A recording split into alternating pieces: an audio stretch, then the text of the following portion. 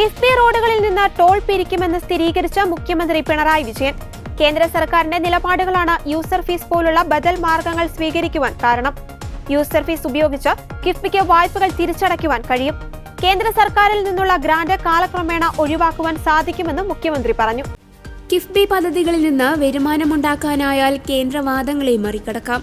കിഫ്ബി പദ്ധതികൾ വരുമാനദായകമല്ലെന്നും സമാന സ്വഭാവമുള്ള NHA പോലുള്ള സ്ഥാപനങ്ങൾ വരുമാനം നേടുന്നവയാണെന്നും അതുവഴി തിരിച്ചടവ് സാധ്യമാകുന്നുവെന്നുമാണ് കേന്ദ്രം സുപ്രീം കോടതിയിൽ വ്യക്തമാക്കിയത്. ഇത് വസ്തുതാവിരുദ്ധമാണ്.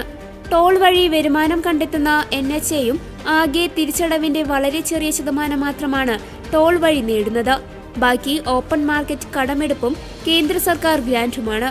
കേന്ദ്ര സർക്കാരിന്റെ വിവേചനപരമായ സമീപനമാണ് കിഫ്ബി പദ്ധതികളെ എങ്ങനെ വരുമാനപ്രദമാക്കാം എന്നതിനെക്കുറിച്ച് സംസ്ഥാന സർക്കാർ ആലോചിക്കാൻ കാരണം.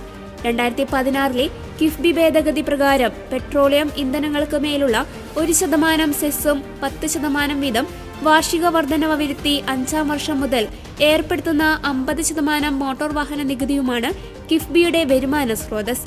ഈ സ്രോതസ്സിനെ സെക്യൂരിറ്റൈസ് ചെയ്ത് സെബിയും RBIയും അംഗീകരിച്ചിട്ടുള്ള നൂതന ധനസമാഹരണ സംവിധാനങ്ങൾ ഉപയോഗപ്പെടുത്തി വായ്പയെടുത്ത് കേരളത്തിന്റെ അടിസ്ഥാന സൗകര്യ മേഖലയിൽ കൂടുതൽ നിക്ഷേപം കൊണ്ടുവരികയാണ് കിഫ്ബിയുടെ ലക്ഷ്യം.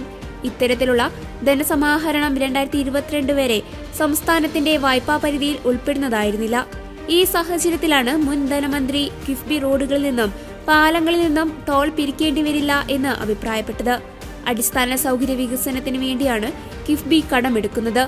വാഹന നികുതിയുടെ 50%വും ഇന്ധന സൈസും കിഫ്ബിക്ക് ഗ്രാന്റായി സർക്കാർ നൽകുന്നുണ്ട്. ഇതിനു പുറമെ കിഫ്ബി എടുക്കുന്ന വായ്പകൾ കിഫ്ബിയുടെ മാത്രം ബാധ്യതയാണ്.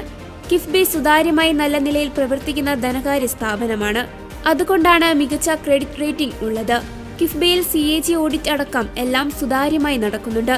കിഫ്ബി ആരുടെയും തറവാട്ട് സ്വത്തല്ല എന്ന പ്രതിപക്ഷ നേതാവിന്റെ വിമർശനം യാഥാസ്ഥിതിക കാഴ്ചപ്പാടാണ്.